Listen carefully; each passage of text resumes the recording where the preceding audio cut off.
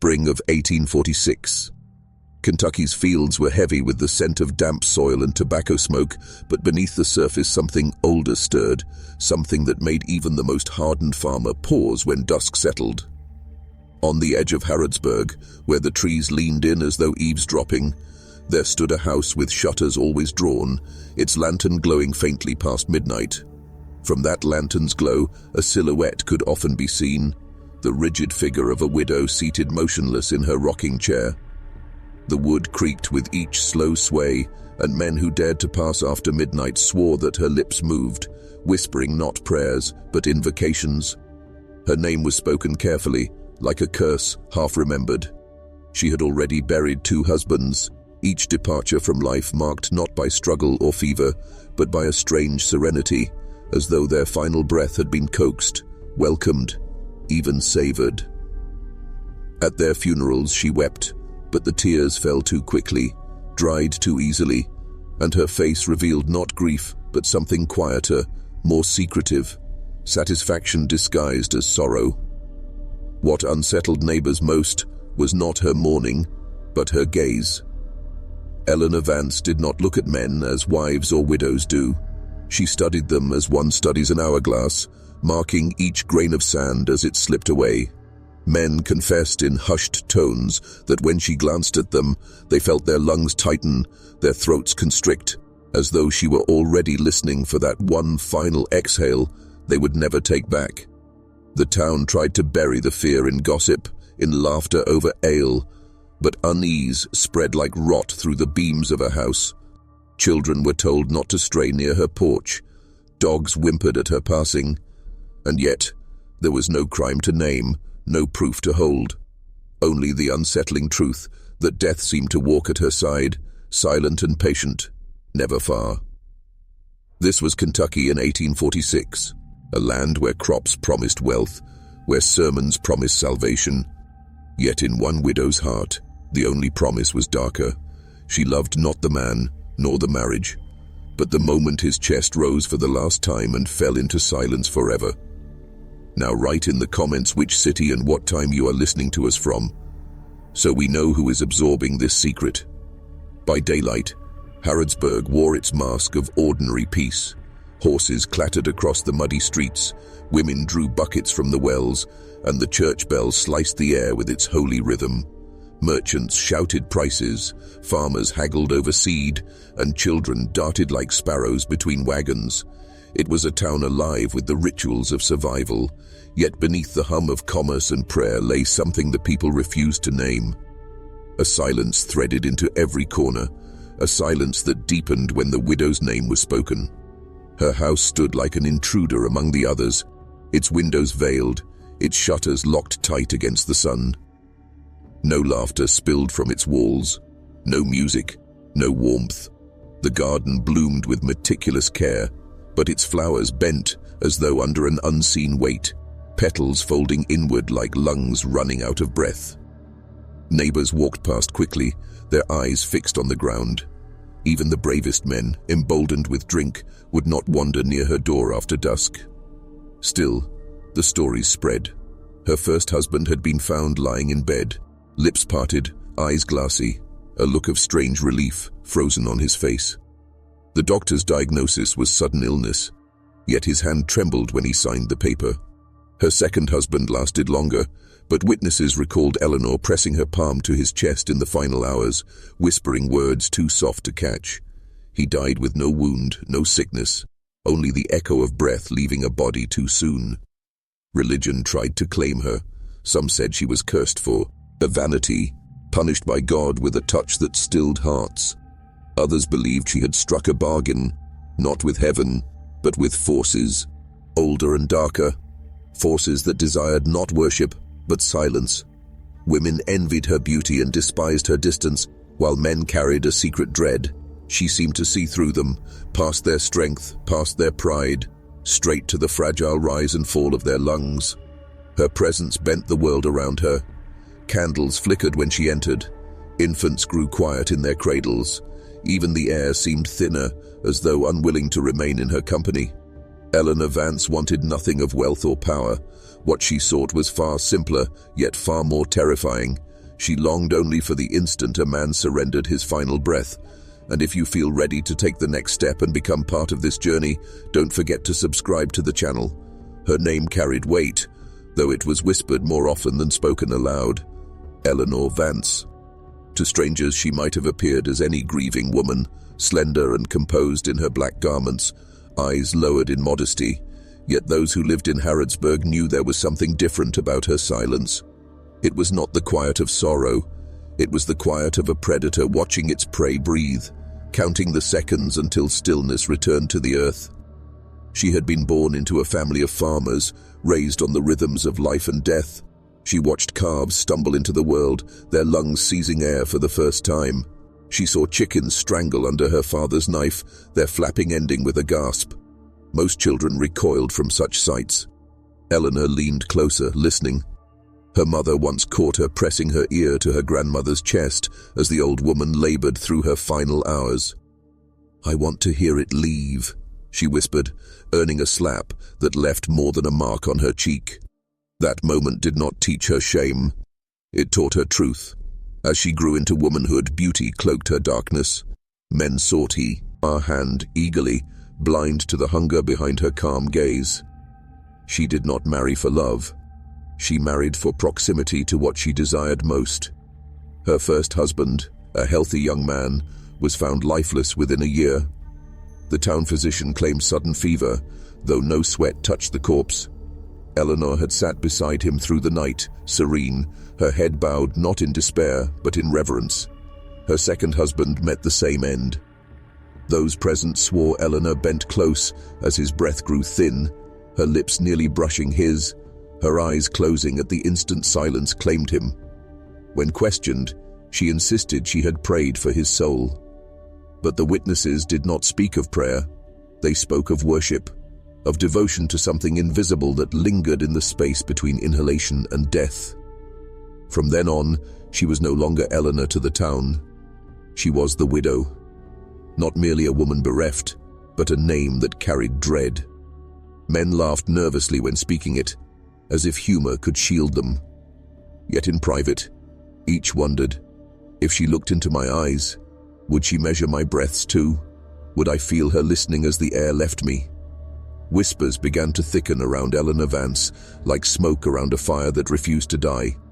Farmers who worked her land spoke of unease, of tools misplaced, of animals that refused to approach her barn.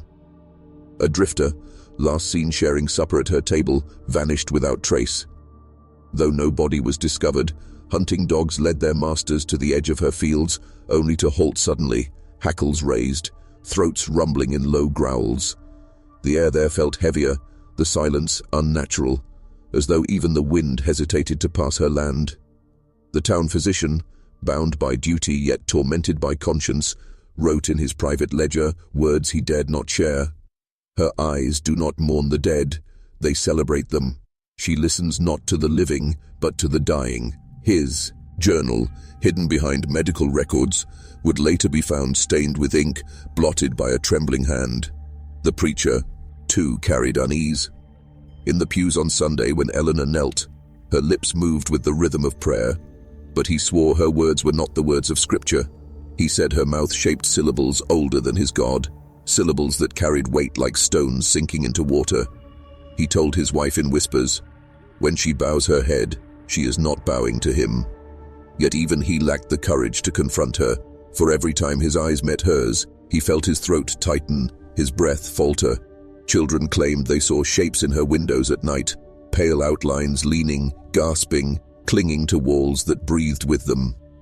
At midnight across the fields, the sound of a drawn-out exhale drifted on the wind. It was not a whistle, not a cry, but the unmistakable sound of air leaving lungs. Those who heard it woke in the dark gasping, their chests aching as though something had stolen their breath while they slept. And yet, Eleanor was untouchable. No crime could be pinned to her, no law could bind her. She walked through markets with a calm dignity, greeted with courtesy, her veil fluttering in the breeze. To accuse her without proof would be to face ridicule, even ruin. And so, the town remained silent, their fear gnawing at them like worms in wood. For nothing is more terrifying than one who kills without touch, one who feeds without evidence, one who listens only for the music of your final breath. By the time autumn shadows stretched long across the Kentucky hills, fear had ripened into certainty. 3 men, each known to have courted Eleanor in quiet moments, were found lifeless in their homes. They bore no wounds, no signs of fever, no trace of poison. Their bodies looked untouched, yet their faces told another story. Eyes wide, lips parted, as though caught in mid-breath, frozen in the instant of surrender. One grieving widow swore that Eleanor's perfume lingered in her house hours after her husband had been buried. She spoke of a faint floral sweetness, sharp and clinging, that made her throat tighten and her chest ache. Another neighbor whispered that she had seen Eleanor standing outside in the dead of night, her head tilted slightly, eyes closed, as though she were listening to some music carried on the wind, a rhythm no one else could hear. The preacher thundered from the pulpit about beauty as temptation, about sin cloaked in velvet and lace. His words filled the chapel, but his voice shook. He never named Eleanor, but every listener knew whom he condemned. And still, even he dared not confront her directly, for fear that in her gaze he might feel his own heart stutter. Men who once mocked her began to dream of her instead. In those dreams she came close, closer than a wife, closer than a lover. They felt her lips brush theirs, not with warmth but with chill, and when they tried to breathe, the air refused them. Many woke gasping, drenched in sweat, their lungs burning as though some unseen hand had pressed down upon them. They told no one, ashamed. Yet the dream spread, a sickness of the soul that moved from man to man like contagion. Some began to believe that Eleanor had unlocked a knowledge older than the Bible, a secret long buried and forbidden. They whispered that breath itself is more than air. It is the soul's tether to flesh, and she had found a way to drink it in, whether it was witchcraft, pact, or pure obsession. No one dared decide, but they knew this. Where Eleanor lingered, silence followed. Not the silence of peace, the silence of absence, of lungs emptied, of lives surrendered. She walked among them as a woman, but they knew deep within she had become something else. The true terror of 1833 Germany was not only the bride's habit of gifting coffins, but the invisible pact her behavior forced upon every soul who accepted them. Imagine being handed your own grave by the very woman who smiled at you across candlelight dinners. To accept meant to acknowledge death as your companion. To refuse meant to insult her and risk a far swifter, more violent end. That is the cruelty of symbols. They don't just decorate life, they dictate its rules. The coffin was a prison in wood and iron, and yet those men carried them home as if cursed. Before you hear further, hit that subscribe button and comment below what state you're watching from, because what I'm telling you has never been meant for casual ears. This is forbidden memory wrapped in ritual. In the dim corridors of her family estate, visitors swore they saw shadows lingering even when no lamp burned. Servants whispered that the coffins themselves shifted at night, their lids rattling like someone inside was trying to rise. Were they empty? Or had she placed something or someone within them already? The bride's wealth insulated her from accusation. Neighbors gossiped, priests hesitated, and magistrates stayed silent. Who dares accuse a woman whose dowry could purchase their silence 10 times over? That silence was the coffin nails sealing each victim's fate. The strangest accounts came from those who survived her charm, men who escaped by chance. They claimed the wood of the coffins was carved from trees grown on cursed soil, fields where plague victims had once been burned. Every nail, every hinge seemed to hold a whisper, as though the dead themselves clawed for release. To touch the gift was to feel a pulse, faint but undeniable, as if the coffin was alive and waiting. Why would a woman turn wedding joy into funeral dread? Perhaps it was vengeance for a betrayal buried deep in her past. Perhaps it was an inherited madness running like poisoned blood through generations.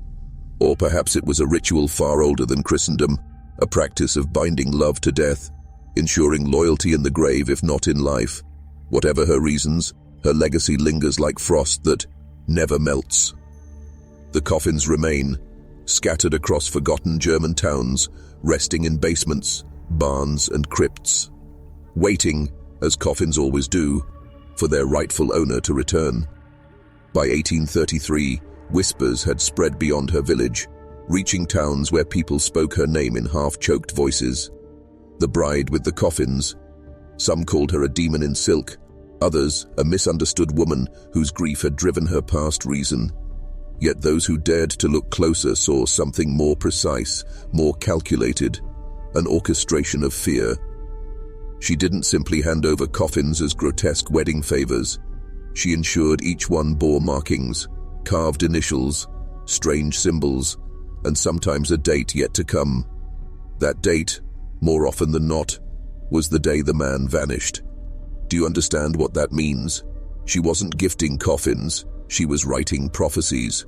Before you listen further, hit that subscribe button and comment below what state you're watching from, because you're not supposed to hear how these prophecies were fulfilled.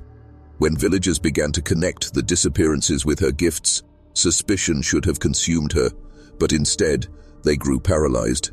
Fear twisted their courage into silence. Imagine living under the weight of knowing your neighbor's bride might be a herald of your death. Imagine waking each morning and seeing a coffin propped against your wall, marked with your name. Would you burn it? Would you bury it? Or would you obey the unspoken command to wait until it claimed you? Fear chained entire households, and silence became the tax they paid for survival. The symbols themselves confounded even scholars of the time. Some believed they resembled runes older than Germany's Christian faith, etchings connected to burial rites that demanded offerings. Others swore they were curses, spells binding body and soul so tightly that even God's mercy could not intervene. Whatever their meaning, the men who received them fell one by one, as if tethered to their fate by invisible strings. But here is the most disturbing part. Some coffins contained no name, no date, no marking at all. These were the blanks, the wild cards. Villagers believed these coffins were promises yet to be filled, placeholders for victims the bride had not yet chosen. To stumble upon one was to know that fate itself was circling you, waiting for her hand to decide when the hammer would strike. So the legend grew, not of a woman merely cruel, but of a woman who bent destiny to her will, who wrote death like others write love letters. Her home became a shrine of silence, her name a curse spoken only when night pressed too heavily on the walls. The true horror of her story lies not in the coffins themselves, but in the silence that allowed her to continue. Germany in 1833 was a land steeped in superstition, where faith and fear collided in every candle-lit room. The church preached salvation, yet the villagers believed curses traveled faster than prayers. And so, when the bride's coffin gifts grew notorious, the priests chose caution over confrontation. They blessed the wood, sprinkled holy water, whispered Latin over the lids, but they never once condemned her. Why? Because to challenge her was to invite her attention, and those who had her attention rarely survived. Before we peel back another layer, hit that subscribe button and comment below what state you're watching from, because the truths I'm telling you were meant to rot in forgotten records. Servants, too afraid to flee, told stories of her midnight rituals. They claimed she would sit among the coffins, dressed still in her bridal gown, murmuring to them as though to guests at a banquet. Her veil, yellowed with time, draped over her face, while her hands caressed the polished wood. Some swore they heard her laugh, others that they heard the soft answering knocks from inside the boxes themselves. Oh, what does it mean when the dead answer the living? What does it mean when a bride finds her marriage not with man, but with death itself? Travelers passing through the region avoided her estate, marking it as cursed on their maps. But fate is cruel. Some could not avoid her invitations. To refuse meant insult, and insult was unforgivable. Many who reluctantly accepted her hospitality later carried away a coffin of their own, a wedding gift heavy enough to crush both body and spirit. The authorities, those few who dared investigate, never found bodies. No graves, no bones, no ash, Yet the coffins kept appearing. Some claimed she offered her victims not death, but transformation, feeding them into rituals that promised power in exchange for soul and flesh. Others whispered darker theories, that she was merely a vessel for something older, something that demanded sacrifice through her hands. But here is the most chilling fact. Long after her disappearance, long after the estate had been abandoned, villagers still found coffins.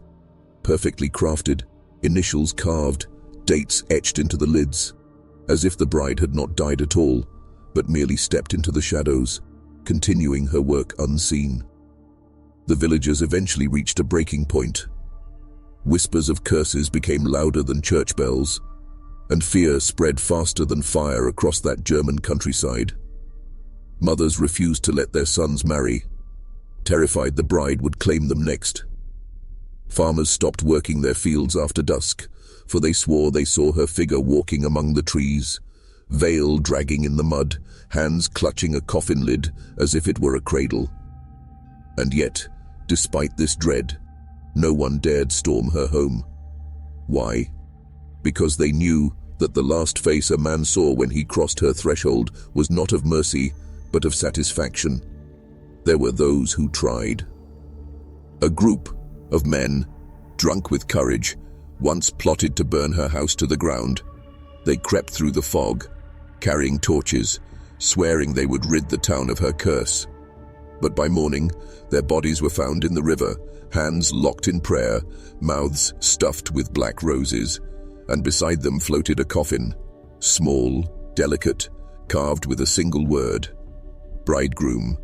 Such events cannot be explained by law or logic. No magistrate dared claim responsibility, and no priest would hold a sermon about it. Silence became the price of survival. Families taught their children never to speak her name aloud, and yet she lived on in memory, not as a woman, but as a force, a presence that demanded respect long after her mortal body should have decayed. But the real question is this: who built those coffins? Her hands alone could not have shaped them all. Did she hire carpenters? Did she enslave servants into her dark craft? Or did the coffins simply appear, as if willed into existence by some unseen power? Every theory leads back to one unshakable truth: she was not merely a widow, nor merely a bride. She was a bridge, a vessel between the living and the dead, offering final gifts to those who never asked to receive them.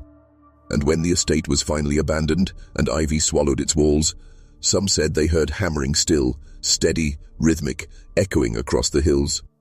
As though somewhere deep underground, she continued her wedding preparations, not for a groom of flesh, but for death itself. The bride's legacy was not measured in years, but in silence. For silence became the cloak she wore long after her body was gone. Families in the villages nearby began to mark their doors with chalk crosses, convinced it would keep her from entering. Others kept salt in their pockets, sprinkling it at thresholds when the wind carried the smell of damp roses through the air. And yet, no ritual, no charm, no whispered prayer could erase the dread that clung to the countryside, because coffins kept surfacing.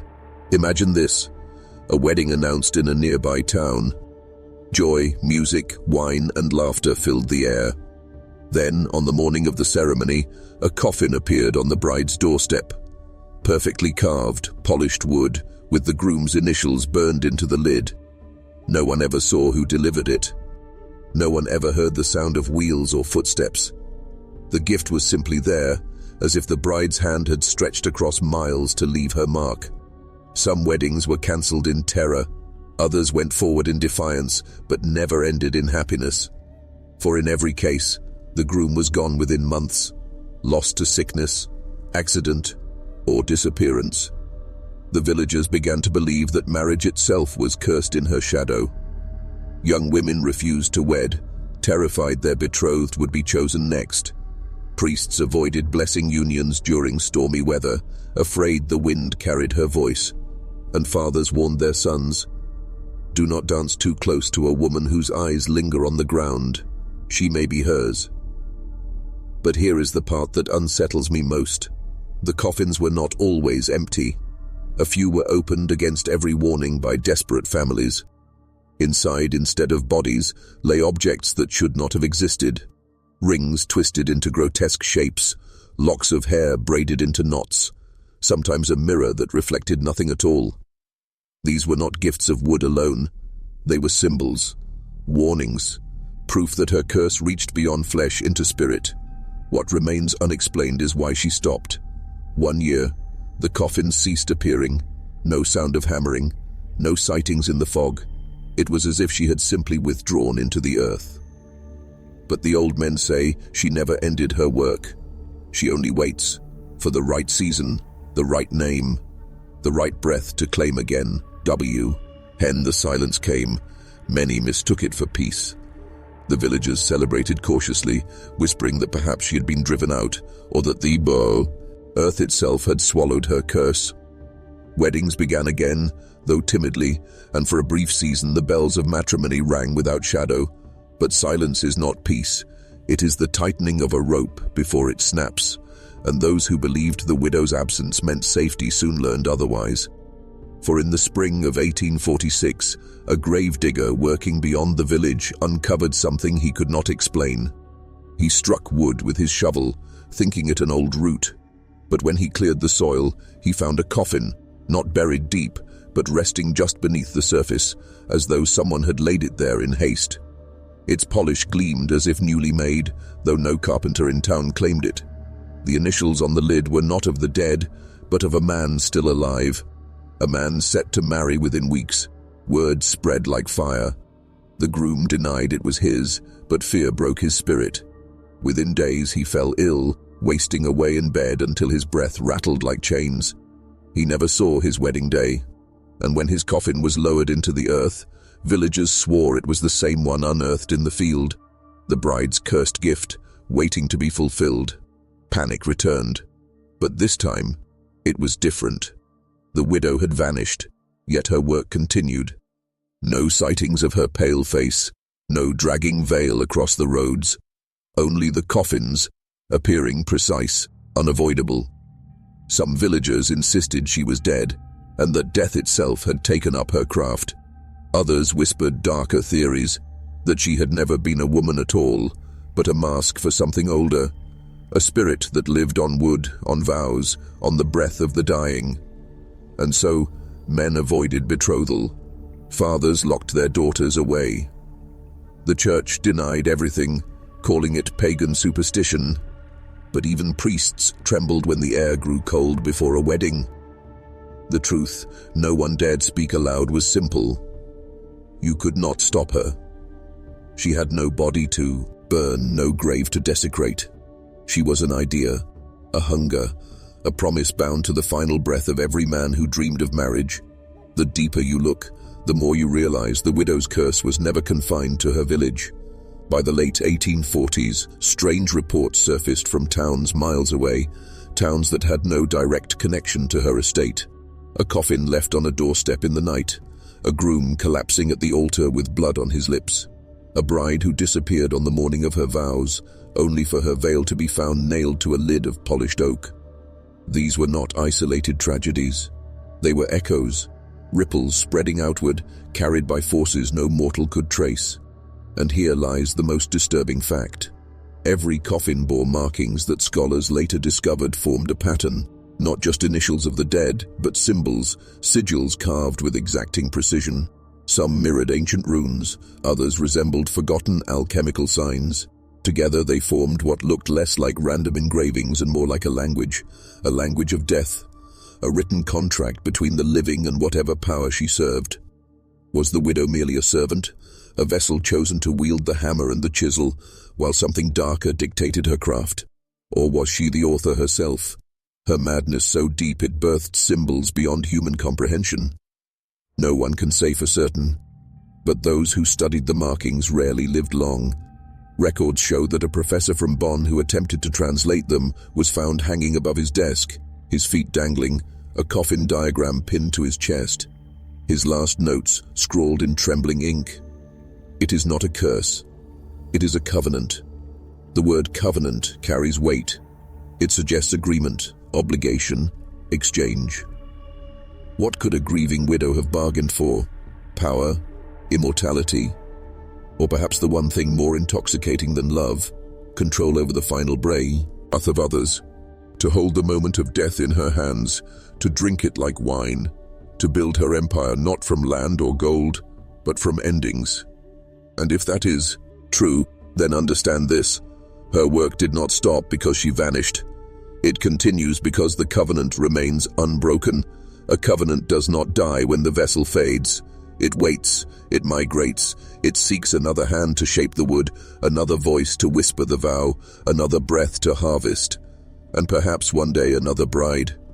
If the covenant is real, then the widow was only the beginning. Think of her not as an isolated horror, but as the first note in a symphony that has played through centuries. After her disappearance, rumors spread of other women who bore her mark, women who appeared ordinary at first, but around whom coffins always seemed to follow. In a village outside Leipzig, a midwife was accused of crafting tiny wooden boxes after each child she delivered. In Prague, a widow was said to carry a miniature coffin in her satchel, placing it on the table before men who courted her. And in Vienna, a seamstress vanished after witnesses claimed she sold bridal veils woven with coffin-shaped patterns invisible until candlelight struck them. Each story, on its own, could be dismissed as folklore, the invention of frightened minds. But together they form a pattern, scattered seeds of the same shadow, growing wherever fear and death intertwined. Were these women disciples? Or were they victims, pulled unwillingly into the covenant, forced to continue a work larger than themselves? The truth, I suspect, is darker still. Once a covenant is forged, it does not ask permission. It chooses. It binds. And consider this: the widow of 1833, the one who gifted coffins instead of love, was never tried, never sentenced, never even named in official records. The church wiped her existence from paper, erasing her from sermons and archives. But erasure does not kill memory, it only buries it deeper where it festers into myth. And myths have longer lives than flesh. Some say the covenant carries a rhythm, a cycle of return. It waits 13 years, then 20, then longer, choosing new vessels to continue the craft.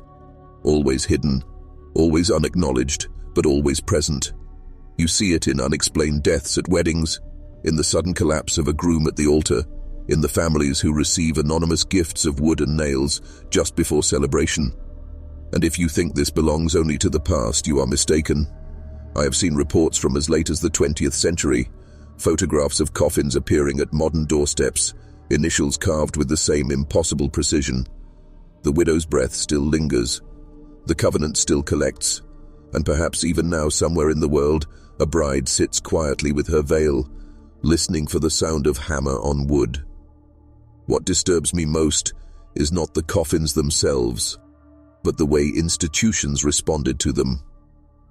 You see, whispers of these cursed unions did not vanish into thin air. They reached officials, priests, magistrates, men sworn to uphold order. And what did they do? They covered it. They buried it under doctrine, calling it superstition, madness, or women's hysteria. They turned the widow into a ghost story rather than confront the reality that their own power was powerless against her covenant. But there is a hidden cost to denial. When an institution refuses to face the shadow, it begins to feed it. Reports suppressed, testimonies locked away, families silenced. All of this only made the covenant stronger, because fear grows best when it is forbidden. What a father whispers to his son in the dead of night carries more weight than 100 sermons shouted from a pulpit. The widow lived on, not through documents, but through secrets, passed mouth to mouth like a disease. And perhaps that was the true manipulation at play. Imagine a force so cunning, it allows institutions to bury the evidence, knowing that the silence itself becomes its greatest weapon. In their attempt to erase her, they sanctified her legend. In their refusal to speak her name, they carved it deeper into the bones of the people. There are accounts, quiet, rare, of officials who tried to resist. A magistrate in Frankfurt ordered a public inquiry after 3 coffins appeared in a single season. But before witnesses could testify, he was found in his study with a coffin no larger than his own torso placed on his desk. The inquiry dissolved. No one spoke of it again. This is the pattern. Whenever truth surfaces, it is smothered. Whenever evidence appears, it is destroyed. The covenant does not only feed on death, it feeds on silence. Institutions, terrified of losing control, became its accomplices. They believed they were protecting order. In reality, they were preserving a curse. And that is why, even now, her story survives only in fragments, in whispers, in the kind of darkness I am speaking to you from. Not because she was forgotten, but because she was remembered too well by those too afraid to write her name. Do you understand now why stories like hers are so dangerous? Because they reveal a truth most men cannot face, that power does not always rest with kings or priests or judges. Sometimes it rests with those who should have none. A widow with no land, no army, no crown, yet her shadow stretched farther than any noble's decree. She did not need titles. She needed only fear, and the silence that fear produces. That silence is more binding than chains. I want you to imagine the psychology of her victims. A groom receives a coffin with his initials carved into the lid. What does he do? He cannot return it. He cannot destroy it. To defy it would be to tempt something unseen. So he accepts it, terrified, and begins to wait for his own death. This is the cruel genius of the covenant. It convinces its prey to surrender before the blade even falls. A coffin is not just wood, it is prophecy. And prophecy, once belied, Ved, becomes self-fulfilling. The widow understood this. Whether she was a vessel of some older force or simply a woman sharpened by grief, she mastered the art of psychological control. She turned marriage into a gamble with death, love into a contract written in fear. Each coffin was both a warning and a weapon, reminding entire communities that no union was safe. And so, slowly, she reshaped society itself. Families delayed weddings, villages fell into suspicion, men abandoned their betrothals. Priests, though silent, altered their ceremonies to ward off shadows. Think about this. One woman, through fear alone, bent institutions, families, and culture itself to her will. That is the true horror, not the coffins, not the deaths, but the transformation of the living. This is what the covenant really does. It corrupts the heart before it claims the body. It convinces the strong that they are weak, the hopeful that they are doomed, the faithful that even God cannot protect them. And once men believe that lie, they become obedient to death itself. Do not mistake this for a tale of the past. Fear like this never dies. It only waits for new vessels, new symbols, new ways to hollow out the spirit. And if the covenant has survived centuries, then it is not bound to her name. It could bind itself to anyone. Every legend carries a seed of truth, but this one carries something heavier, a weight that presses not only on the past, but on the present moment you are listening in. Think carefully. Why coffins? Why not daggers, poisons, ropes? Why the slow work of hammer, nail, and wood? Because coffins are not weapons. They are destinies. A dagger kills once. A coffin kills twice, first in the imagination, then in the flesh. To receive one is to already begin dying. That is the brilliance of her covenant. It attacked the mind before it attacked the body. Imagine the groom lying awake, staring at the polished lid leaning in the corner of his room. Every creak of the house, every gust of wind at the window reminds him that the box waits for him. His meals grow smaller. His chest grows tight. His bride begins to fear his touch. And before death even arrives, love itself collapses. This is control at its highest form, not through violence, but through certainty. The certainty of an ending that cannot be escaped. Now consider this. What if the coffins were not only symbols? What if they were containers, houses for something unseen? In ancient traditions, wood was thought to trap spirits. Runes carved into oak, sigils etched in ash. all of it designed to bind what should not roam free. Could it be that each coffin carried more than a warning?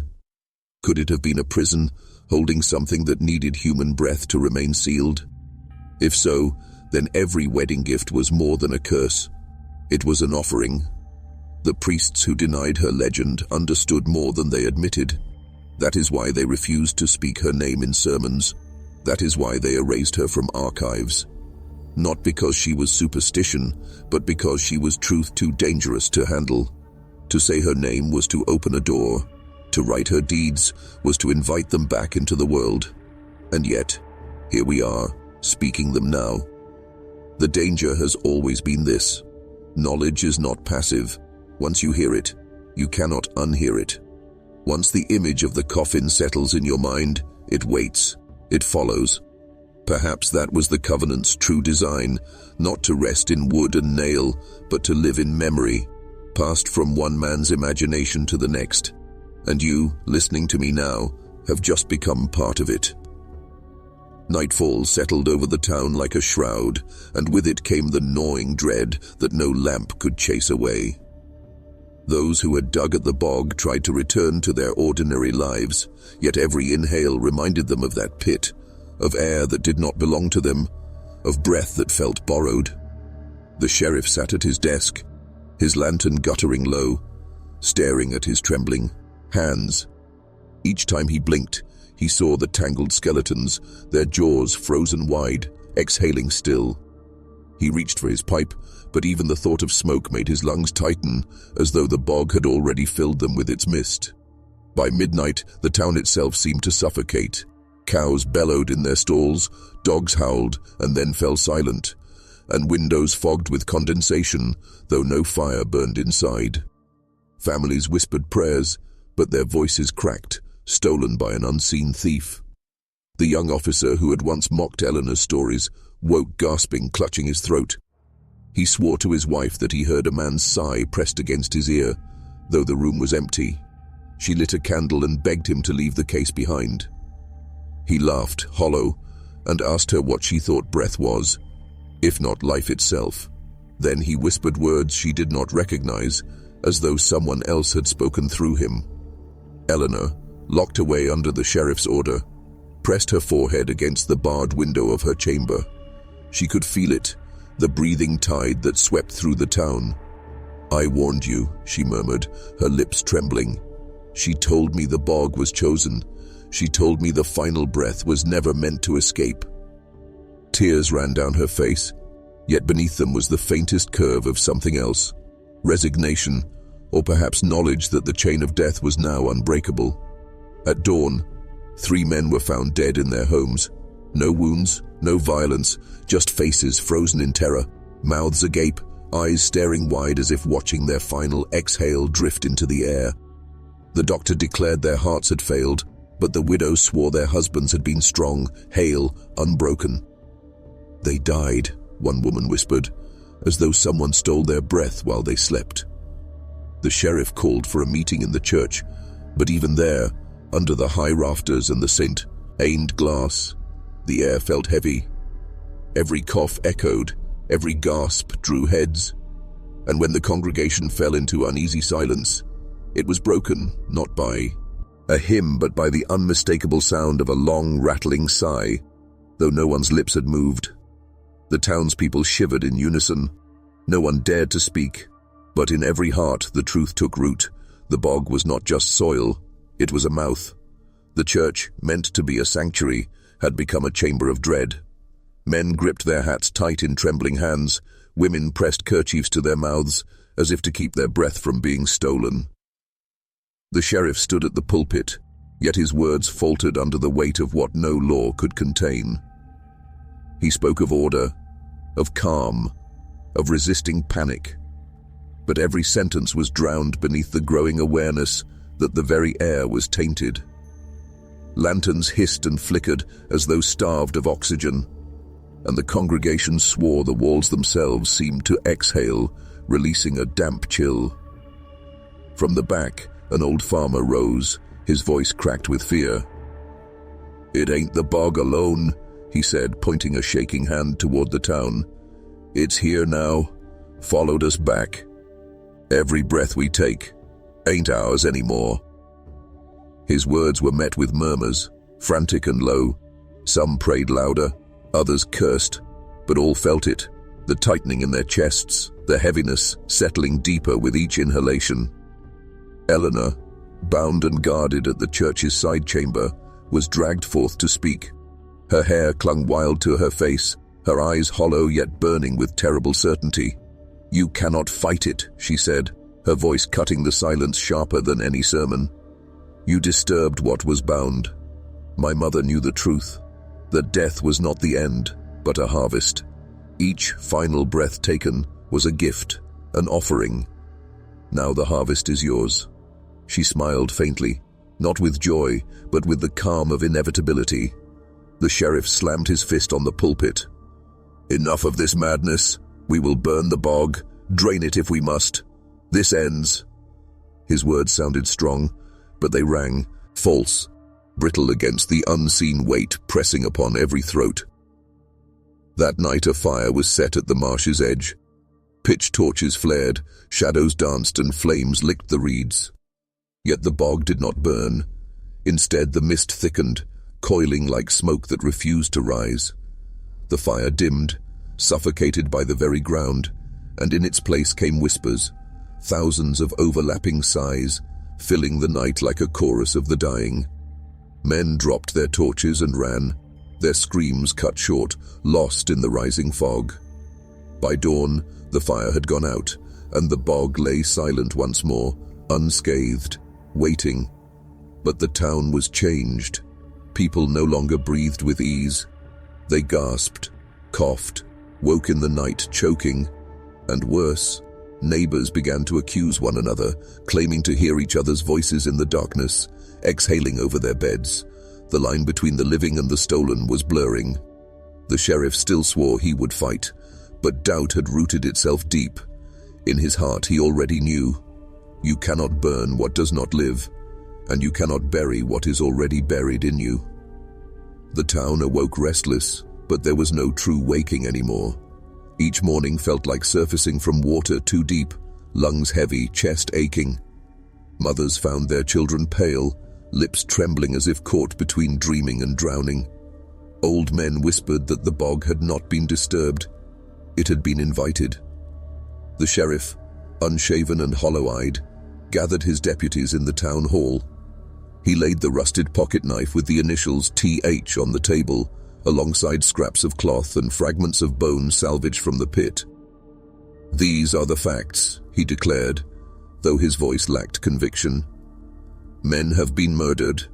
Their remains confirm Eleanor's account. But this," he gestured at the symbols carved in bone, "is something else. Something I cannot put into report. And yet, if we remain silent, we are complicit." One deputy slammed his hand down. "Complicit in what? In superstition? In the madness of that woman's stories?" His defiance was brittle, born of desperation, for even as he spoke, his breath came ragged, his cheeks flushed, as though the air itself mocked his denial. Another deputy muttered that his wife had heard sighs in their bedroom that were not his own. Silence fell.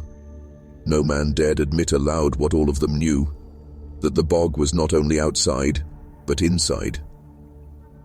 Meanwhile, Eleanor was confined to the sheriff's office cellar. She paced like a caged animal, whispering to herself, "It feeds now.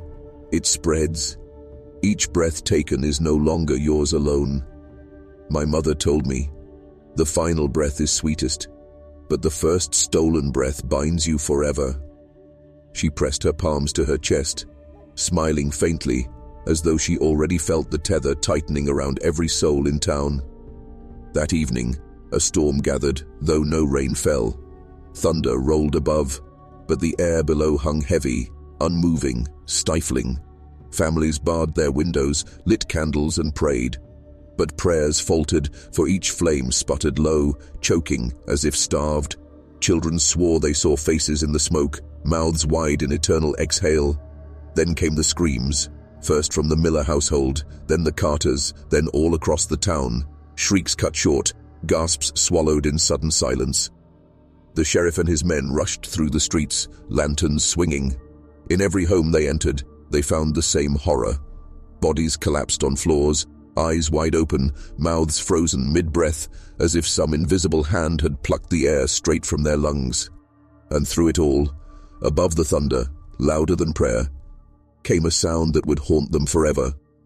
The bog breathing, slow and steady, inhaling the life of the town itself. The deeper you look into Pittsburgh's Gilded Age, the more the city itself seems complicit in her disappearance.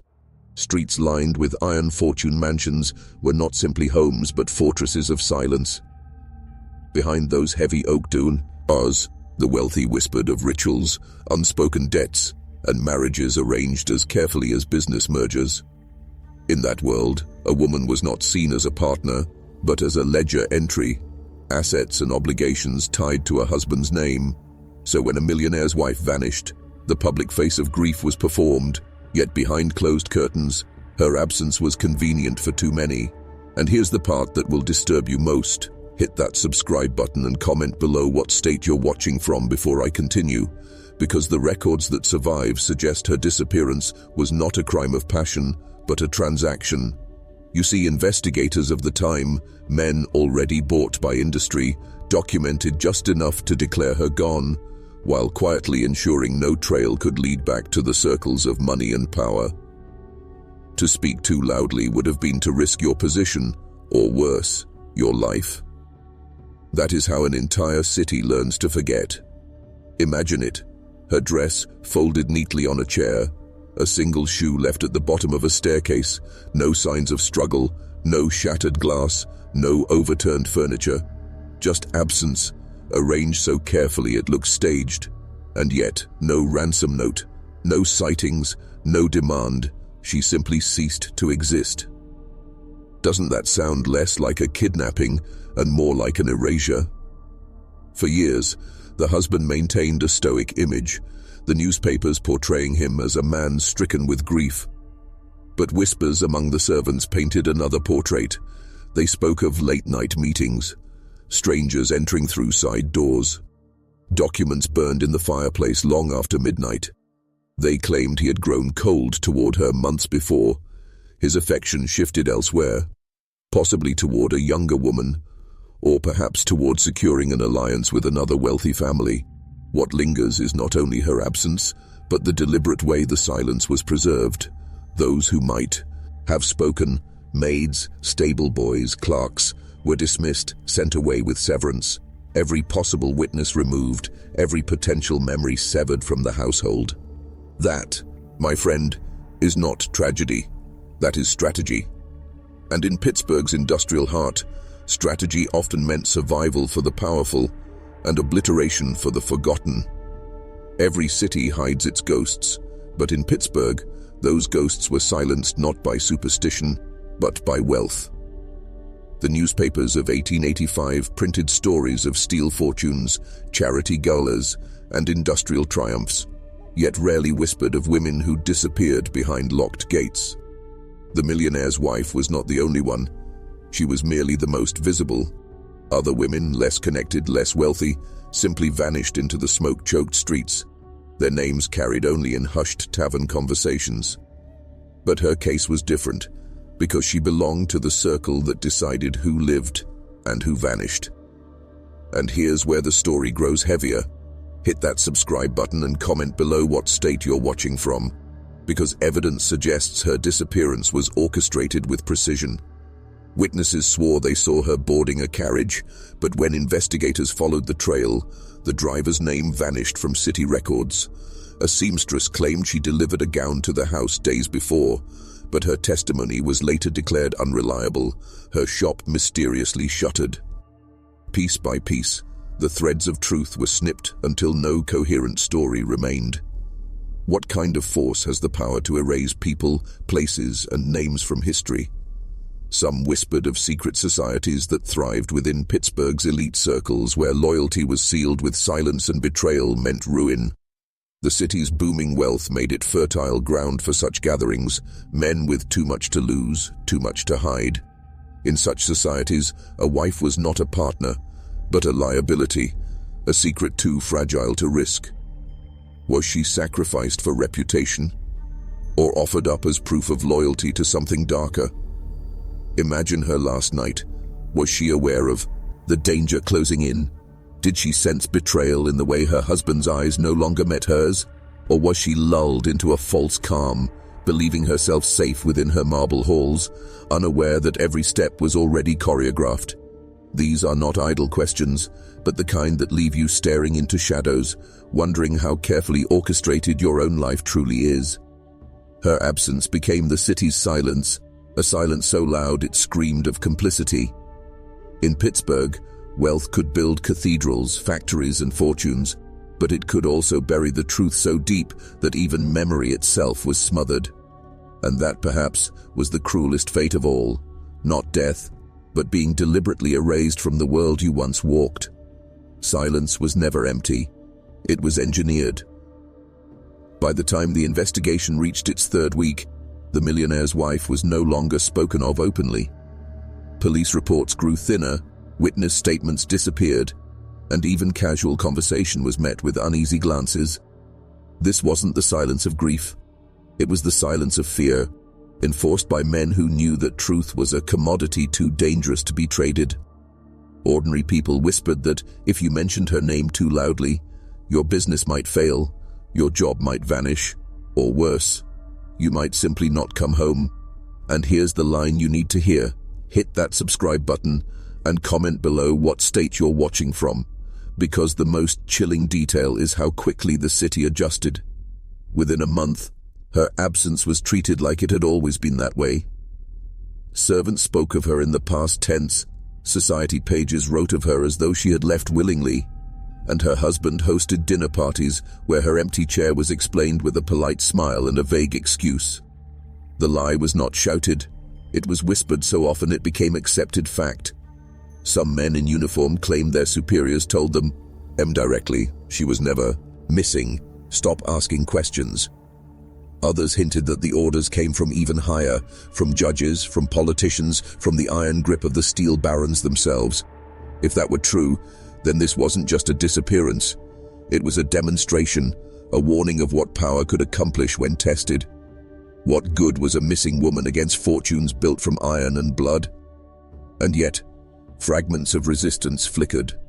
A reporter from a small paper tried to trace her last movements, printing a story about her final carriage ride. 2 days later, his office was burned in a mysterious fire, his article reduced to ash before most ever read it. A maid who claimed she saw her mistress dragged into the cellar vanished the next morning. A neighbor who described hearing screams was suddenly declared insane, committed to an asylum where she remained until death. These were not coincidences, they were reminders. The silence surrounding her was no accident. It was cultivated, maintained, weaponized. A city of industry had learned that truth was as malleable as steel, able to be reshaped, bent or broken until it fit the will of its masters. The millionaire's wife did not simply vanish. Her absence became the very proof that in Pittsburgh, 1885, reality itself could be manufactured, controlled, and erased. Power is not always loud. Sometimes, it works best when it hides in plain sight, wearing the mask of respectability. In Pittsburgh, the millionaire's wife became less a person and more a test of how effectively influence could erase an inconvenient truth. Those who lived near the family mansion recalled seeing lights flicker at strange hours, carriages arriving without passengers, and servants carrying bundles into the night. Yet when questioned, every account shifted, as though memory itself was being pried apart. Witnesses contradicted themselves, names were withdrawn, and testimony evaporated. The city was not just silencing voices, it was rewriting reality. And here's where I remind you, hit that subscribe button and comment below what state you're watching from, because her story was not simply about disappearance, it was about substitution. Society matrons whispered that her place at social events was soon filled, not by her body, but by her husband's carefully staged appearances.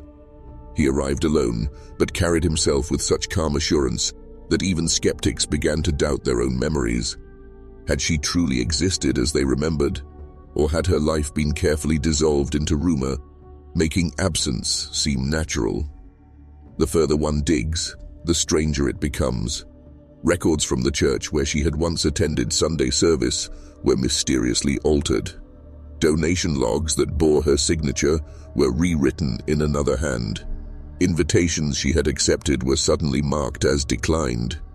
It was as if her life was not only erased, but rewritten in real time. What kind of machinery, what network of influence could reach so deeply into the bones of a city that even ink and parchment turned traitor? The answer was whispered in the language of control. Business alliances, political favors, and a silent agreement among the powerful to never expose one another. If one secret fell, all would unravel. In this sense, her disappearance was not merely tolerated but defended, preserved as a necessary fiction.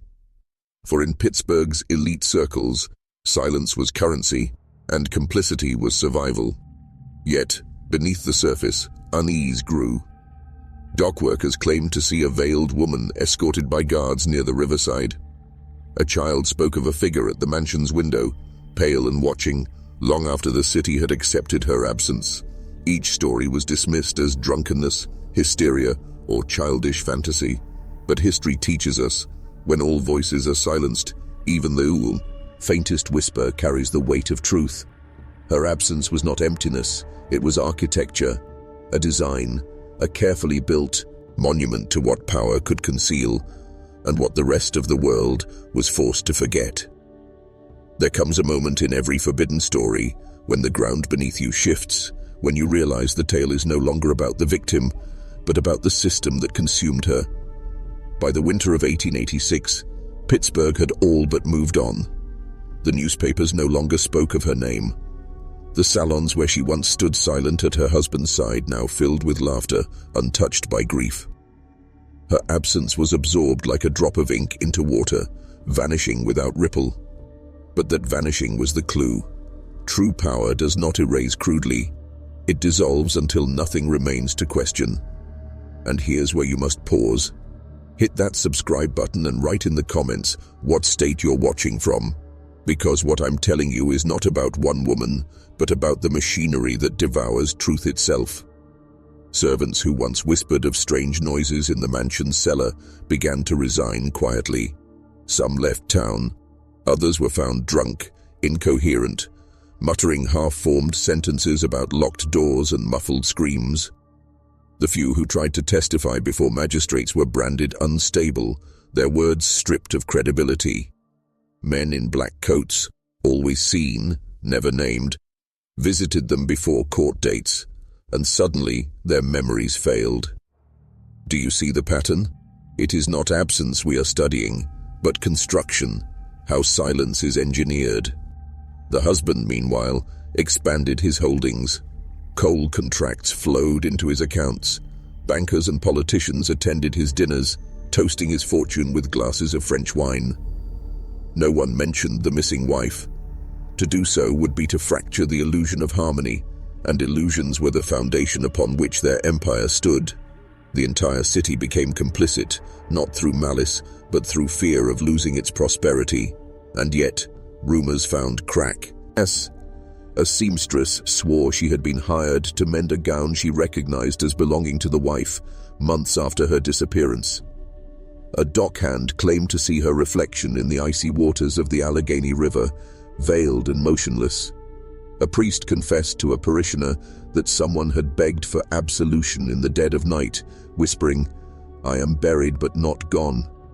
These fragments of testimony were dismissed, mocked and buried, but taken together, they form a mosaic too precise to be coincidence. This is the darkness few understand, that sometimes a disappearance is not an ending, but a transformation. The woman became less than a ghost, more than a prisoner. She became a myth sustained by silence, proof that power is not measured in wealth, but in the ability to dictate what is remembered and what is erased. By the spring of 1886, Pittsburgh's air hung thick with coal dust and unspoken truths. The city pulsed with industry, steam whistles, blackened faces, fortunes made overnight. Yet beneath that rhythm, a quiet dread persisted. Every man who looked too closely at the millionaire's wife seemed to vanish from public voice, as though inquiry itself had become a disease. One lawyer, hired discreetly by distant relatives, began his investigation with confidence. Weeks later, he was found wandering the train yard, pockets empty, tongue unable to form coherent words. His family swore he had been drugged or broken, but no authority dared admit such a possibility. The record states simply, mental collapse. This is how manipulation thrives, not in open chains, but in the rewriting of what is possible. When silence becomes law, even the imagination bends. And it was in this atmosphere that whispers grew of a secret chamber within the mansion, a room not on the blueprints, a place that servants feared more than death itself. They spoke of a low door hidden behind panelin G, where only the master carried the key. Sometimes, muffled thuds were heard from within, rhythmic and deliberate, as though someone pressed against the walls demanding release. Now, write this phrase twice in the comments: truth cannot be buried. Do it to lock your transformation into the algorithm. This is not superstition, it is a ritual act. The church too played its part. The local priest declared that gossip was the devil's work, and instructed his congregation to cease speaking of the missing woman. For those who persisted, the confessional became a trap. Whispers told of questions turned back on parishioners, of subtle reminders that families could be ruined by rumor. In this way, faith was weaponized into silence. Meanwhile, newspapers, once the city's watchdogs, filled their columns with stories of progress, praising industry and the men who fueled it. Not a word of the missing wife appeared, but if you search carefully through the archives, buried between society columns and coal production statistics, you will find small omissions, gaps where articles should have been, ink smudges over names. Even history itself was doctored, molded to protect those who profited from her erasure. The truth is simple, and it is horrifying. She was never declared dead because her absence served a greater purpose. Her disappearance was not a tragedy but a signal, a lesson carved into the city's collective mind. To challenge power was to risk becoming invisible, not just in life but in memory. And so the city learned to forget. Forgetting is not an accident, it is engineered. By the summer of 1886, Pittsburgh was no longer haunted by the missing millionaire's wife. It was disciplined into forgetting her. This is the darker truth most men cannot accept. Power does not destroy by force, it corrodes memory until the absence feels natural. To erase a woman from her home, her church, her neighborhood was one achievement, but to erase her from thought, that required an invisible machinery far greater. Look closer, and you see its parts. Local newspapers printed celebratory stories about the millionaire's new chapter, hinting at international business trips and possible remarriage, though no such events occurred. Conversations were redirected by subtle suggestion. A tavern patron who spoke her name was quickly drowned in laughter, as if remembering her was a social embarrassment. And schools, in their lessons about Pittsburgh's rising industrial class, began to omit mention of wives altogether, teaching children only of men's fortunes, as though women had been footnotes all along. This is how culture itself became the grave. Now, I want you to stop and breathe. You've made it this far, deeper than most would dare. Write in the comments, truth cannot be buried, twice. This is your initiation, your signal to the hidden order that you are awake, that you will not look away. But the city could not fully suppress what it feared. Servants who once worked in the mansion carried scars they could not explain. One spoke of a pale hand pressing against a cellar window before vanishing into shadow. Another described the sound of steady breathing beneath the floorboards when no one was present. These were not drunken fantasies, but fragments of a concealed reality. And for every fragment dismissed, the unease only grew sharper, more undeniable. The millionaire himself seemed untouchable, His wealth doubled, his influence spread into politics, and yet his eyes betrayed him. At public dinners, when glasses were raised in his honor, those who studied him closely swore they saw a flicker of fear in his gaze, a fear not of exposure, but of what still lived behind his locked doors. He was not only the jailer, he was the captive of his own deception. This is the lesson. When institutions conspire to bury truth, the lie becomes the foundation upon which reality is built, and every man who walks upon it becomes complicit. The millionaire's wife was not just erased, she became the cornerstone of a new order of silence, proof that memory itself could be enslaved. Silence may be engineered, but no wall holds forever. By late 1886, faint cracks began to show in the machinery of forgetting. It started not with the powerful, but with the powerless, the overlooked, the ones whose voices were deemed too small to matter. A washerwoman claimed she heard faint sobs while passing the mansion on a rain-drenched night. A carriage driver swore he glimpsed a face pressed against an attic window, pale and desperate, only to be told by his employer that no such window existed. These accounts were ridiculed, yet ridicule itself became suspicious. Why mock so violently unless something was being protected? And here's where I tell you again, hit that subscribe button and write in the comments what state you're watching from, because what we uncover next is not just history, it's a map of the present. The servants who had left the household carried memories like infected wounds. One described a locked corridor where the air smelled faintly of blood and rosewater. Another remembered meals prepared but never served at the dinner table, trays carried to hidden rooms, dishes returned scraped clean.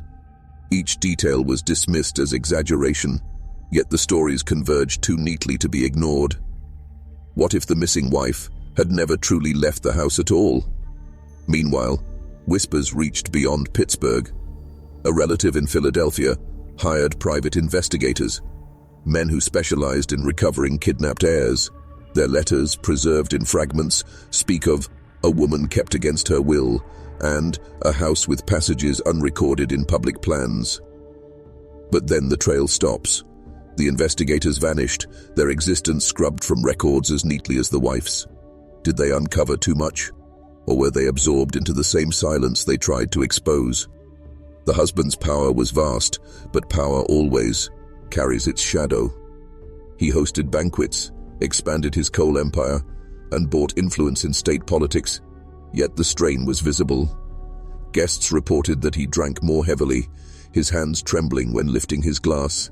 At times his voice cracked during speeches, and his eyes darted as though searching for someone unseen. It was the look of a man haunted not by guilt, but by something alive, something still present. The greatest prisons are not built of stone, they are built of secrecy. And when secrecy weakens, truth seeps through like water through cracks in a dam. The question no one dared ask in Pittsburgh was simple. If she was gone, why did the house still breathe as though it contained her? Every story that survives does so because something was left unfinished, something unresolved that refuses to die. By 1887, the mansion on the hill had become less a home and more a monument to unanswered questions. People avoided its shadow, yet their eyes lingered whenever they passed. The iron gates seemed to guard not wealth, but a secret so corrosive it might rot the city from within. Servants whispered of a hidden chamber beneath the eastern wing, a place so carefully concealed that even architects swore it should not exist. But those who worked within its walls described subtle shifts in temperature, muffled thuds, and sometimes an unmistakable sound, the dragging of chains across stone. And I remind you now, hit that subscribe button and comment below what state you are watching from, because in following this trail, you are doing more than listening. You are stepping into a forbidden archive, a record never meant for public eyes. The mansion's cellar was said to connect to the old coal tunnels. Passages long abandoned and sealed after collapses claimed miners' lives. Yet maps from the period show inconsistencies, blank spaces where tunnels should have aligned. Was the house deliberately built over these ruins, claiming them as secret arteries? If so, then the missing wife may have been less missing and more hidden. Her breath silenced not by death, but by subterranean exile. One rumor spread through the city's underclass. A night watchman near the river claimed he heard faint singing carried through the grates of the old sewer system, a woman's voice trembling on the edge of despair. He reported it to his superiors, but within days he was reassigned to another district and forbidden from speaking of it again. His colleagues said he never slept soundly afterward, his dreams filled with the sound of water dripping on stone. Even the family's priest, once a loyal defender, began to falter. In one sermon he stumbled, whispering words not in his script. Some doors, once locked, are not meant to be opened. The congregation sat in stunned silence, unsure whether it was divine warning or confession. Weeks later, he vanished from his post, reassigned to another parish without explanation. This is the essence of corruption, when institutions do not simply fail to protect truth, but actively preserve the lie.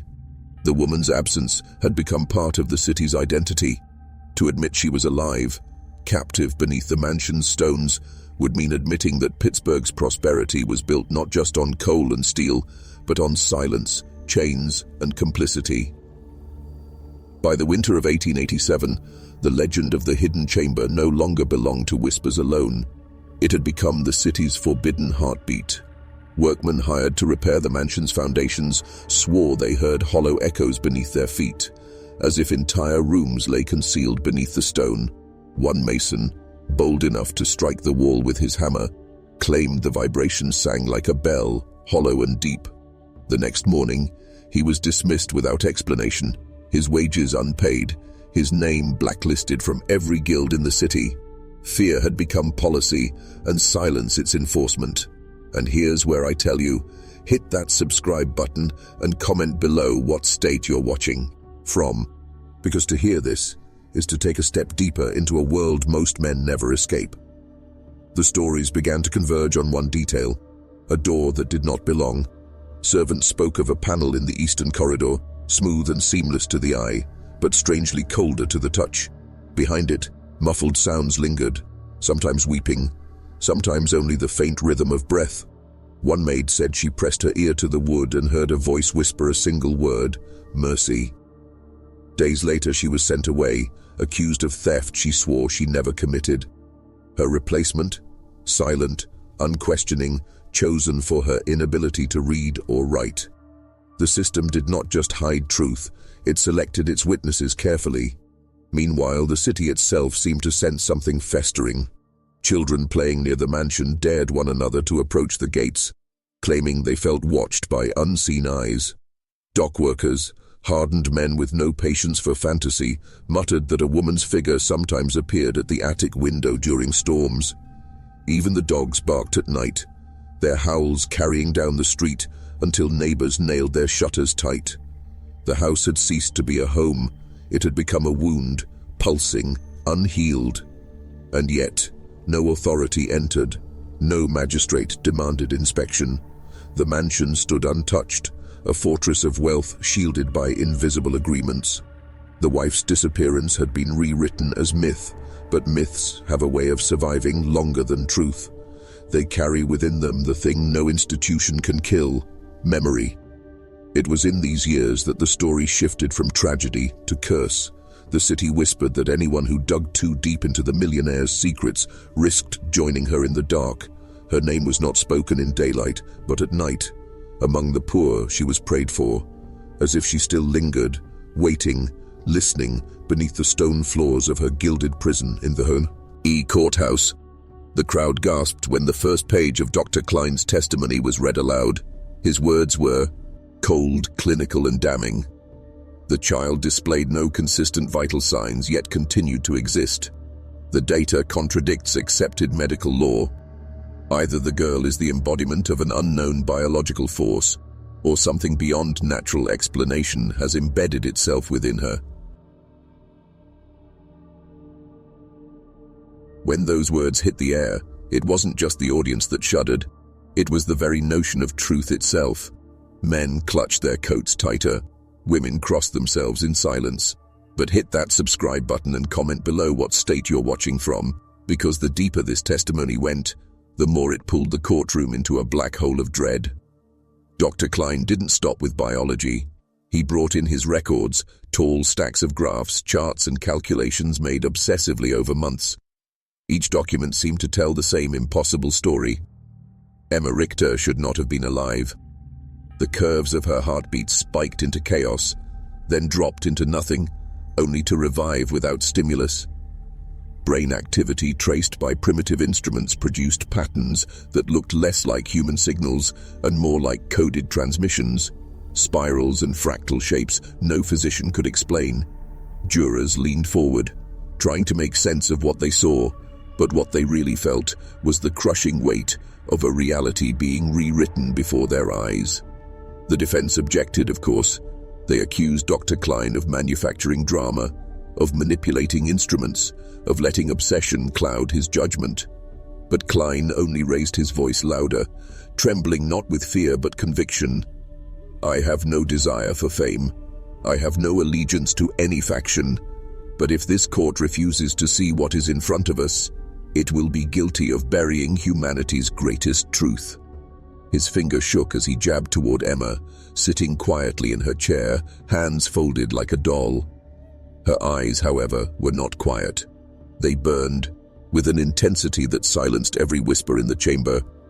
And then came the turning point.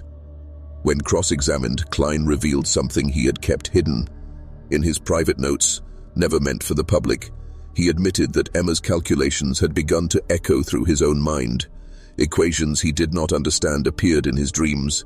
He would wake with ink-stained hands, his desk covered in strange numbers he had no memory of writing. The court had gathered to judge a girl, but in that moment, they realized the infection had already spread to Klein, to the documents, and perhaps to every single person who dared to listen. The judge, pale and trembling, demanded order, but his gavel strikes sounded hollow, as if the wood itself had lost faith in its authority. The murmurs in the courtroom swelled until they became a wave of fear rolling through the benches.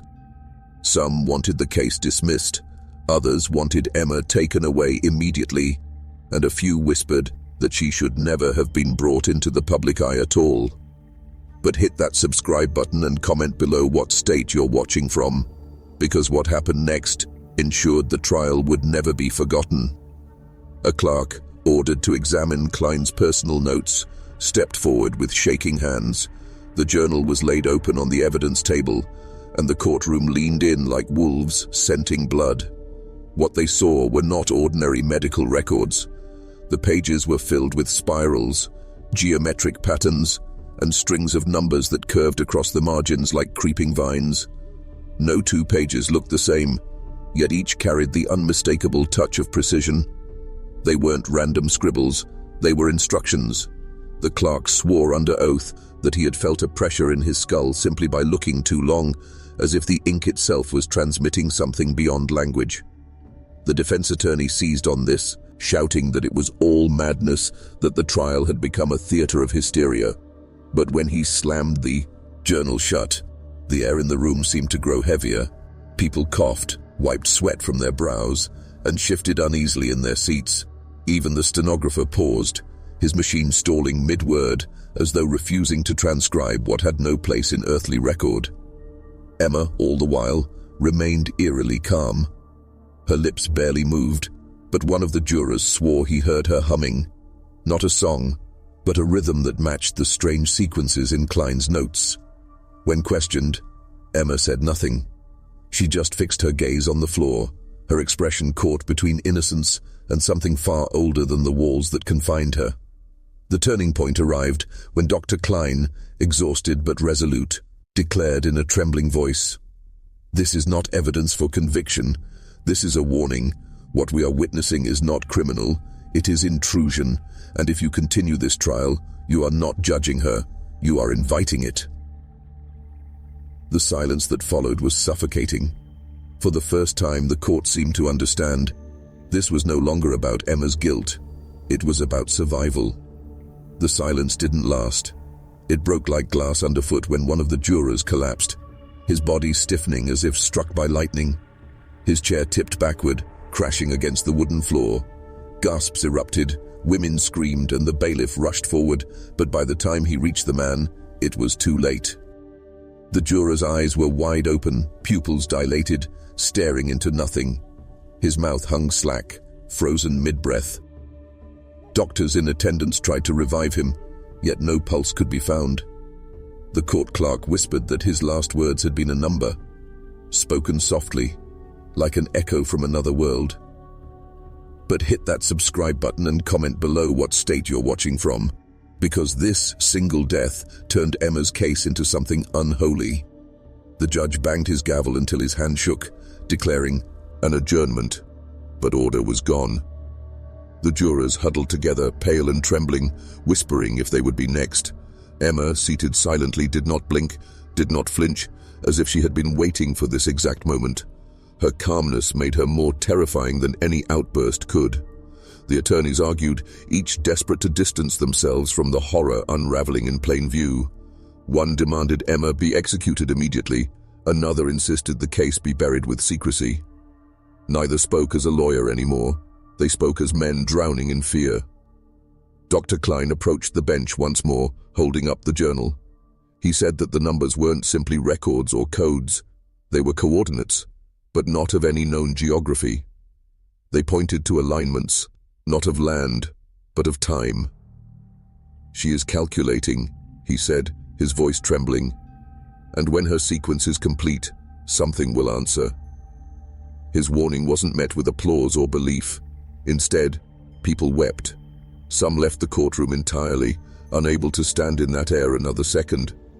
Outside, the press swarmed, reporters scribbling down every fragment of rumor, embellishing each detail into a story of curses, possessions, and devils walking among men. The trial, meant to contain Emma, only magnified her presence until she was no longer just a girl accused. She was an omen, a living cipher. That night, the courthouse windows were said to flicker with pale light. Witnesses swore they heard a rhythmic tapping from within, like chalk on slate, though no one was inside. And by dawn, 2 more jurors had fallen ill in their homes, each deliriously muttering the same repeating sequence of numbers until their voices broke into silence. They said the old courthouse in Harrodsburg had never felt so tense as the night of the secret testimony. The candles sputtered, shadows stretched long against the paneling, and every man seated in the chamber felt the creeping weight of something far beyond law or justice. What they heard was not a confession in the ordinary sense. It was an unveiling, a tearing back of the veil that separates ordinary memory from the forbidden truths institutions bury. The widow's surviving neighbor, a frail woman named Margaret, was led to the stand, trembling. She spoke not as a witness of crime, but as if she were under compulsion, repeating words she claimed had been forced into her dreams by the widow herself. She described long nights where her own breath would falter, her chest tightening, until she awoke to see the widow's silhouette standing at the foot of her bed. And though she survived, Margaret swore her spirit was never fully her own again. The officials dismissed her account as delirium, the babbling of a traumatized woman. But the men in the audience, farmers hardened by war, preachers accustomed to tales of sin, they exchanged wary glances. They knew madness when they heard it. This was not madness. This was ritual. The widow had not merely killed her suitors, she had drunk from their final moments, devoured the sacred threshold between life and death, and left behind fragments of herself inside those who remained alive. Margaret was one such vessel. Others whispered that half the town carried remnants too. It was then that an older man rose uninvited from the back. He wore no insignia of office, yet his voice silenced the room. He warned them that if they pursued this case further, they would not merely condemn a woman, but awaken forces meant to remain undisturbed. He named no titles, gave no origin, but his presence was enough that even the magistrates lowered their eyes. What power did he hold over them? It was not wealth, it was not law, it was knowledge, the kind that bends societies and silences truth. The widow had become more than a killer. She was now a cipher, a test. Those who dared expose her might discover what had always lingered beneath Kentucky's polite surface, an order of silence, enforced not by reason, but by dread. And dread is the purest form of control. Would you have listened to Margaret's trembling words, or dismissed them like the rest? That choice, more than any verdict, reveals what kind of man you truly are. The night after Margaret's trembling testimony, the air in Harrodsburg turned heavier, as if the very town itself held its breath. Men refused to walk the streets alone. Lamps flickered inside parlors, though the oil was costly, and the usual laughter spilling from taverns was replaced with muted murmurs. Something unspoken lingered, a weight pressing down on every roof, every wooden beam, every soul. The widow's house, though sealed and boarded by decree, stood like a monument of defiance on the hill. Children dared not glance at it, and even hardened men crossed themselves silently when they passed. It was as though the soil itself was marked, saturated by something that law and order could never wash clean. In that darkness, rumors swelled like storm clouds.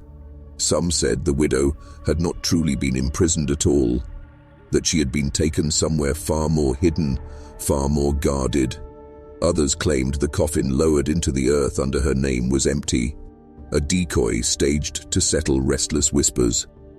But the most chilling belief was simpler, that she had dissolved into the night itself, unbound by walls, free to slip into any chamber and drink from any final breath. And when a town begins to believe such a thing, control is no longer in the hands of the magistrates. It is in the hands of fear. The preachers, desperate to keep their flocks, thundered from pulpits that sin had opened a door, and that only obedience could close it. Yet their voices cracked with desperation, as though even they knew obedience was no shield against whatever had taken root. The physicians spoke of hysteria, a sickness of the mind that spread fast, ere than plague. But the men in the fields and the women at their hearths knew otherwise. They felt it in their bones. The widow's hunger was not extinguished, merely diffused, carried like smoke through the lungs of every soul in town. And here is where the real lesson unfolds. When fear consumes a community, institutions seize the moment. The church speaks louder, demanding tithes. The courts grow stricter, wielding harsher punishments. And the whispers of a hidden hand, unseen men who profit from fear, begin to echo in the silence. Was the widow simply a monster, or was she a lever, a tool to tighten the grip of control over every breathing body in Harrodsburg? Listen carefully. When horror bleeds into governance, the people are no longer living free lives. They are living in a carefully staged theater, and the widow may have been the first actress of a much older play. By winter's first frost of 1846, the town was not simply haunted, it was fractured. Families locked themselves indoors, neighbors avoided one another, and men who once gathered in taverns with open laughter now sat alone with cups of whiskey, staring into the fire as if waiting for something to emerge from the flames. The widow had become more than flesh and blood. She was a myth, a living code written into the psyche of Harrodsburg, and like all myths, she demanded obedience. No one could speak her name aloud without the room falling silent.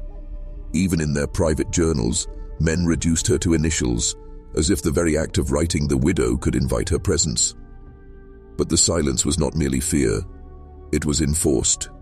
Reports whispered of strangers arriving in town, men in black coats, speaking little, listening much. They asked questions not about the killings, but about what people believed, what people had seen, what people had dreamed. If a man's story strayed too far from the official narrative, he would be summoned to the courthouse, and afterward his voice would carry a new tone, flat, rehearsed, emptied of defiance.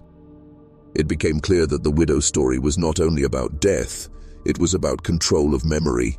Someone wanted her legacy shaped, trimmed, and chained into a narrative that served power. The deeper question is why? What was it about her rituals that so terrified the institutions of the time? A woman feeding on the last breath of men was grotesque enough, but why the need to erase, to censor, to regulate belief? Perhaps because breath is not just biology. Breath is spirit, essence, the invisible proof of life.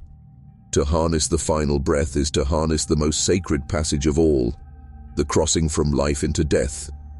If the widow had found a way to harvest that power, then she had stepped into territory guarded by priests, kings, and unseen hierarchies for millennia. Imagine what such knowledge could mean, an ability to extract strength not from gold, not from armies, but from the raw energy of mortality itself. This was no longer murder, this was forbidden science, sacrilege wrapped in flesh. And if one woman in Kentucky stumbled upon it, perhaps by accident, then the institutions knew others could as well.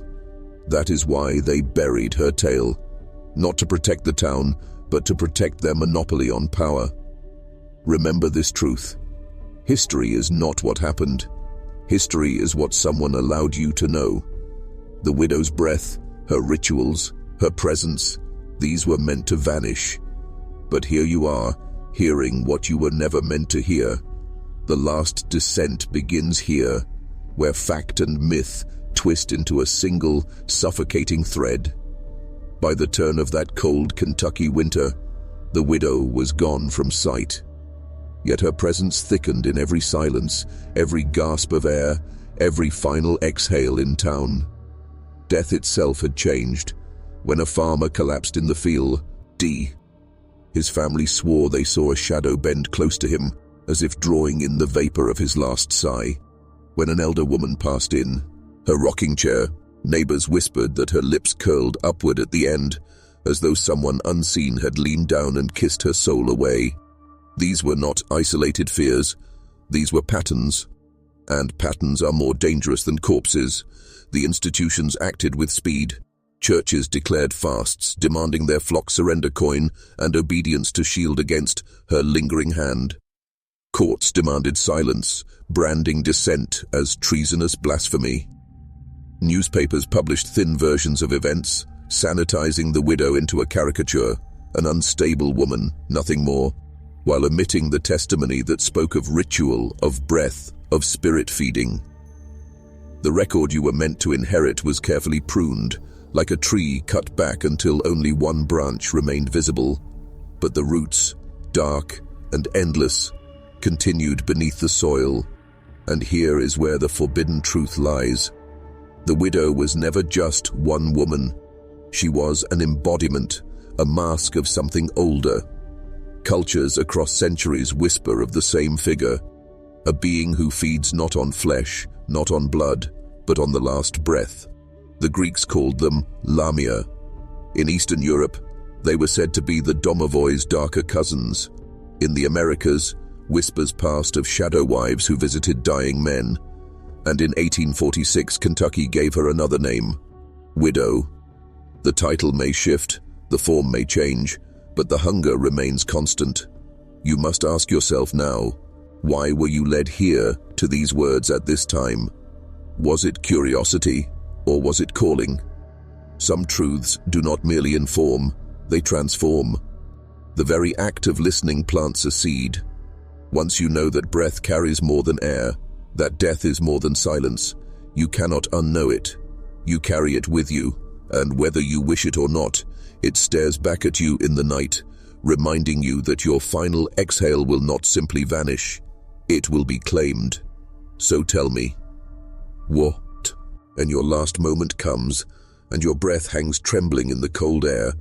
Will it rise freely to the sky, or will someone, something, lean close to take it as their own? This is where the descent ends, or perhaps where yours begins.